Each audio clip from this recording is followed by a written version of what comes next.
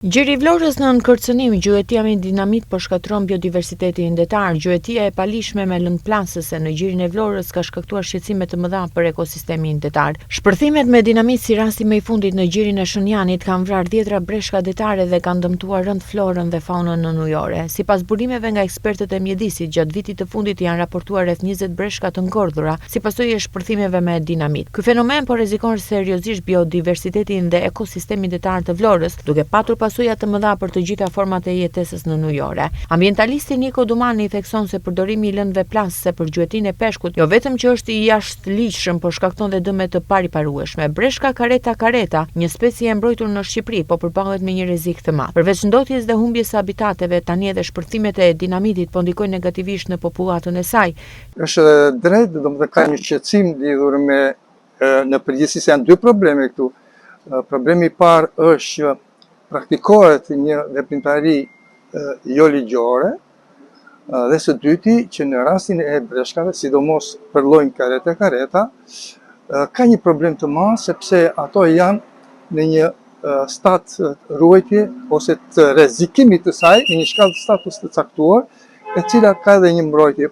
Përveç sa thash nga rëndësia që ka ky lloj në mjedisin detar dhe në brigjet tona, problemi i dytë është analigjore. Kemi një legjislacion të bollshëm. Përveç ligjit të peshkimit, përveç ligjeve të tjera që ka BE dhe sidomos për konventin e Barcelonës që merr në mbrojtje gjallësat në nivel të mesdheut.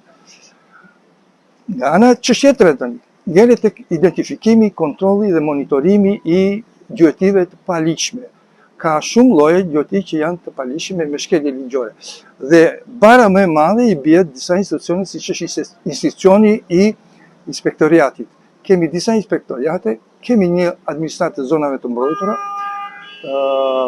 e cila ka detyrimin që të identifikojë me aq sa mundet, por është histori e vjetër përdorimi i dinamitit dhe fatkeqësisht ajo po vazhdon akoma. Sipas ambientalistit, gjiri i Vlorës është një nga zonat ku breshkat careta folezojnë dhe riprodhohen. Megjithatë, këto specie janë gjithnjë më të rrezikuara për shkak të praktikave të palishme të peshkimit, ndotjes dhe mungesës së mbrojtur të duhur. Careta është një nga llojet primitive dhe është e populluar në gjithë mesdheun. Në ishën e Zakynthos është një qendër e gjithë mesdheut ku ka është qendra më e madhe e riprodhimit të tyre. Fatmirësisht ka filluar para ka këto vitet e fund që riprodhohet. Është një veprimtari, është një lloj i cili është pranë brigjeve tona, riprodhohet në brigjet tona dhe ka shumë rëndësi që të mos dëmtohen sepse riprodhimi i tyre është shumë i ngadalshëm. Nga një numër i caktuar vezësh që janë edhe mbi 50, vetëm një individ arrin të kalojë stadin biologjik të riprodhimit. Pra, riprodhimi i tyre është shumë i ngadalshëm dhe me një numër shumë të vogël. Kështu që, nëse vrasim një breshk në këtë periudhë, kjo po afron periudha e afrimit të brigjeve dhe të hapjes folet në brigjet tona.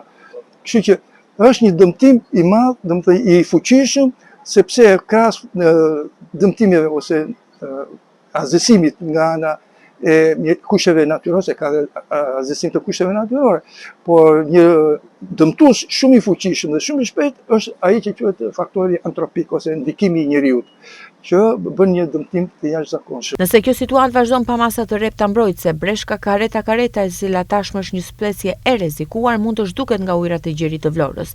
Shkatrimi i habitatit të saj dhe vrasja masive nga shpërthimet me dinamit po zvoglojnë ndjeshëm popullatën e saj, duke kërcënuar jo vetëm këtë specie, por dhe ekuilibrin natyror të det.